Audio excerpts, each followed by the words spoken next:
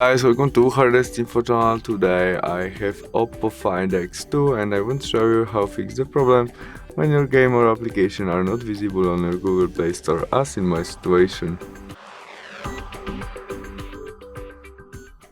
When you have the same problem as mine, go back to the main menu and tap on your phone on the right corner. In it, choose Settings, Family and Parental Controls. As you can see now, you have page 3 to visible game or applications Mobile Legends game.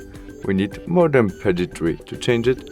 Tap on it, enter your connect pin to your parental control and confirm it by OK. Now we can change it from page 3 to maybe allow all included underrated, confirm by got it and save.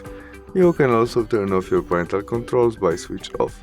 And that's all. We can go back and try search Mobile Legends games again, which is visible right now, and we can easily install it. Thanks for watching, see you soon, bye!